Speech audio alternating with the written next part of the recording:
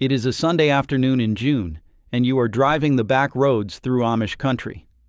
White farmhouses, laundry on the line, a horse and buggy clip-clopping along the shoulder. And then you notice the lawns.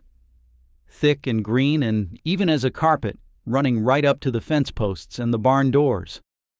No brown patches, no dandelions gone to seed, no crabgrass creeping out from the gravel driveway. And here is what really stops you. There is no sprinkler system buried in that yard.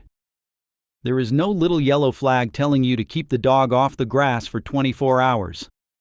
Nobody in that house owns a shelf full of 4-step programs, and nobody is paying a lawn service to show up in a tank truck. Meanwhile, back at your place, you have got the bottles, the bags, the spreader, and the very same weeds every single spring. But those lawns are no accident, and they are no mystery either. They come down to a handful of habits, most of them free, and today I am going to walk you through all 7 of them. Stay with me to the end, because the biggest one is about sunlight. One specific thing sunlight does to a weed seed lying in your soil, and once you hear it, you will never set your mower the same way again. I'm Larry Mitchell. For 25 years I ran the lawn and garden counter at our town's hardware store here in Ohio, and I watched every bag and bottle in the business come across that counter. I saw what folks returned, what they bought again, and what actually fixed their yards. These days I keep my own lawn a couple hours down the road from Amish country, and my wife Diane will tell you that lawn is my second marriage. Now, before we walk through those 7 habits together, I want you to stand in your own garage for a minute. Look at the shelf.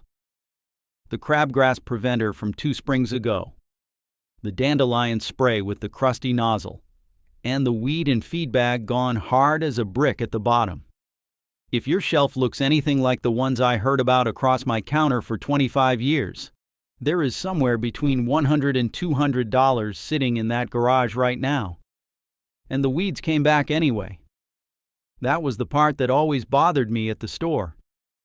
The customers who spent the most money were almost never the ones with the best lawns. The best lawns in town belonged to the folks who came in twice a year, bought almost nothing, and did a few small things exactly right, at exactly the right time. Which is exactly what is happening on those Amish farms. They spend almost nothing on those lawns. Their advantage is a handful of habits, done day after day, season after season, with mostly a mower, a compost pile, and a patient pair of hands. And the biggest of those habits, the sunlight one I owe you, is quietly doing more weed control on those farms than every jug in your garage put together. I will pay that promise off in full before we are done, and it is worth the wait. First, let me show you where the whole plan lives, so you have it all in one place. Now, every habit I am about to walk you through is one piece of a full plan I wrote down, called Larry's 30-Day Weed Kill Protocol. It is 88 pages, written the way I talk, one step at a time, for folks who are tired of fighting the same weeds every single season. It starts by teaching you to name the big 7 lawn killers on site, because you cannot beat a weed you cannot identify. Then it gives you the kill itself, the tools, the products, the safety, the budget, a 7-day elimination blitz, and organic and pet-safe routes if you have kids and dogs out on that grass. Then it rebuilds the lawn and locks it down with a prevention fortress, pre-emergence, which are simply the products that stop seeds before they ever sprout, plus thick grass and my month-by-month calendar, so you always know the next move. It is $17, marked down from $47. That is less than 1 jug of crabgrass spray, and it is meant to replace the whole shelf. Now go ahead and grab your phone and open up your camera, the same one you use to take pictures. Point it at that square code on your screen and hold it steady for a second. A little link will pop up, give it a tap, and it will take you straight to the book. And if you are watching on your phone right now, the link is waiting for you right down below in the description. Take your time. There is no rush at all. I'll wait right here. All right. Let's walk through it together, starting with habit number 1. the one that surprises everybody. Habit number 1. They mow tall, taller than you probably ever have. Next time you pass a well-kept Amish place in Holmes County, Ohio, or out in Lancaster County, Pennsylvania, look at the height of the grass around the farmhouse. It is not shaved down like a putting green. It stands tall and full, closer to what your father might have called a little shaggy. And that is on purpose, because a tall blade of grass is a bigger leaf, and a bigger leaf makes more food from sunlight. More food up top grows deeper roots down below. Deeper roots find water in August that a short lawn will never reach. So here is your first job this week, and it takes 2 minutes. Walk out to your mower. Find the height adjuster on the wheels. Set the deck to 3.5 inches. That is 3.5 inches, which on most mowers means the top notch or 1 notch down from the top. If you have been mowing at 2 inches, and most folks are, the lawn is going to look a little strange to you for about a week. Let it look strange. The first summer I raised mine, a neighbor asked if my mower had broken, and by September that same neighbor was asking what I had sprayed. I had sprayed nothing, because down at ground level, something you cannot see from the porch had changed. The soil surface under that taller grass now sits in shade all day long. Hold that thought about shade on the soil, because that is the sunlight promise from the beginning, and it is the whole reason this one free habit outworks a jug of weed killer. We are getting there. Now raising the deck brings up the blade itself, and the blade is where the Amish put the rest of us to shame. Habit number 2. They cut with a sharp edge every single time. Plenty of Amish families still mow with a push-reel mower, and plenty of field edges still meet a scythe. Neither tool works at all unless it is sharp, so sharpening is simply part of the week on those farms. The same as feeding the horses. Your gas mower is different. It will run all summer long with a blade as dull as a butter knife, and that is exactly the problem. A sharp blade slices the grass clean, and the cut heals in a day. A dull blade grabs each blade of grass and tears it, and a torn tip frays out and turns whitish tan within a day or two. Step back from a lawn full of torn tips, and the whole yard looks dull, gray, and sick. Here's the thing about that torn tip. It is an open wound. It leaks moisture in the summer heat, and it is a wide open doorway for lawn fungus. Every July at the hardware store, I sold fungus control to good, careful people whose real problem was a dull blade. Some of them came back 3 summers in a row before I finally figured that out myself, and I started asking about the blade before I reached for the shelf. So sharpen your blade twice a season, once in spring and once in the middle of summer. Twice a season, that is the number. A mower shop will do it for around $10, or a hand file and a bench vise will do it at home in 20 minutes. And one safety note, the same one I gave across that counter for 25 years. Before your hands go anywhere near that blade, pull the wire off the spark plug. Every time, no exceptions. So that handles how you cut, but it leaves the question of how much you cut, and that is where a lot of good lawns get ruined in one Saturday afternoon. Habit number 3. They never take too much at once. An Amish farmer mows often and takes a little. Most of us mow rarely and take a lot, and the grass pays for it every time. The rule here is the oldest rule in lawn keeping. Never cut off more than 1/3 of the grass height in a single mowing. 1/3 and no more. If you are keeping the lawn at 3.5 inches, that means you mow when it reaches about 5 inches. Cut more than that in one pass and the plant panics. It stops growing roots and pours everything it has into regrowing leaf. And for the next week or two, your lawn is weak, thin, and wide open to trouble. Now life happens. Maybe you were off visiting the grandkids for 2 weeks and you came home to a hayfield. Do not take it all down in one angry pass. Mow it once at the very highest setting. Wait 3 or 4 days so the grass can catch its breath. Then mow again, down to 3.5 inches. 2 gentle mowings beat 1 scalping every single time. It is simpler than you think. It just asks for a little patience, which is the one ingredient the Amish never run short of.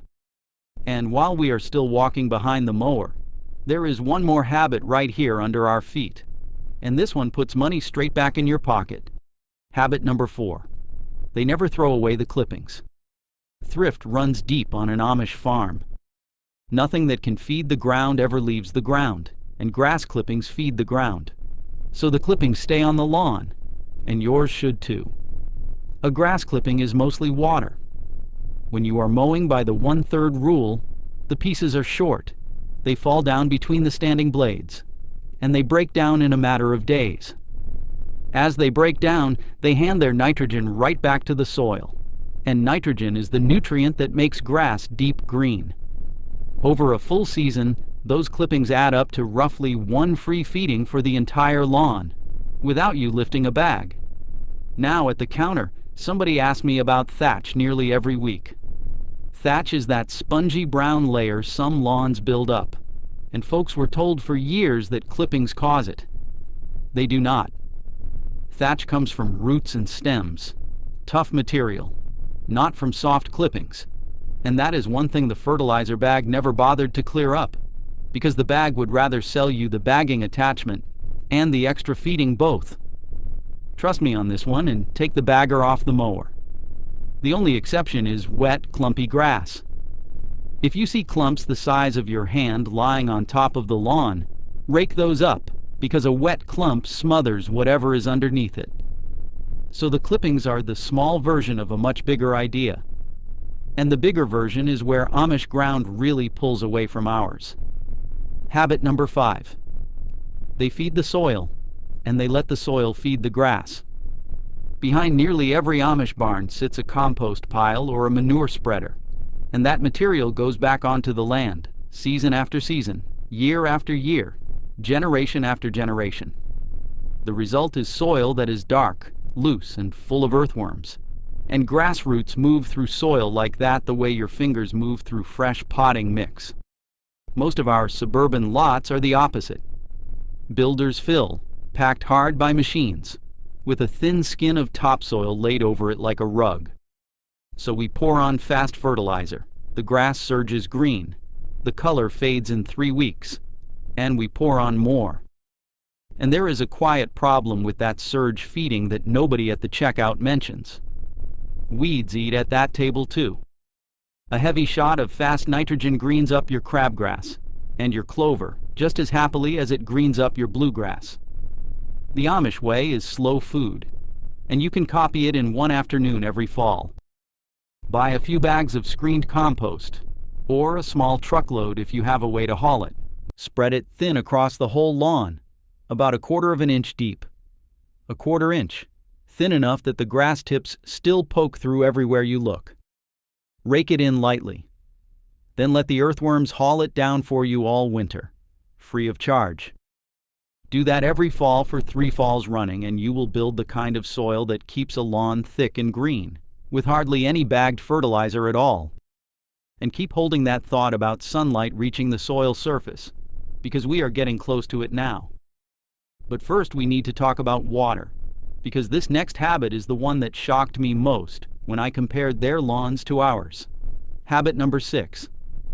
They water deep and rare, and mostly not at all. There are no irrigation heads buried in an Amish lawn. Those lawns drink rain, and that is about it. And still they hold their green deeper into a dry spell than the watered lawns in town. The reason is training. A lawn that gets a light sprinkle every evening keeps its roots up near the surface, because that is where the water always is. A lawn that has to wait for rain sends its roots down deep, hunting for moisture, and deep roots ride out a dry August without flinching. There is a second cause to those nightly sprinkles, and it matters to our weed story. Light, frequent watering keeps the very top of the soil warm and damp all the time. And a warm, damp soil surface is exactly the nursery a sprouting weed seed is praying for. Remember that, because it connects to where we are headed. So if you water at all, do it the old way. Water 1 inch once a week. early in the morning. 1 inch, all in one long soaking. To measure it, set an empty tuna can out on the lawn and run the sprinkler until that can is full. That is your inch.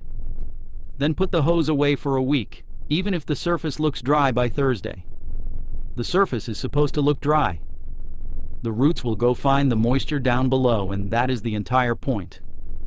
Deep roots, tough grass, and a soil surface that dries out between drinks.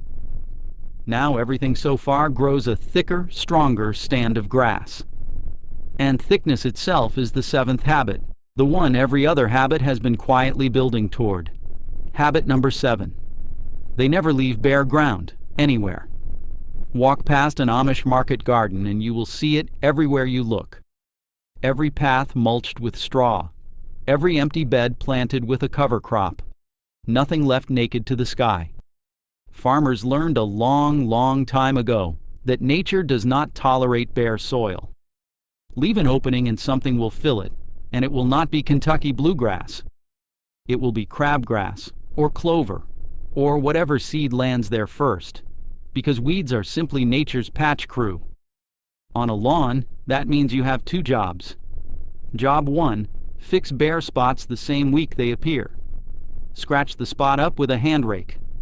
Scatter grass seed over it. Cover it with a whisker of compost. Keep it damp until it fills in.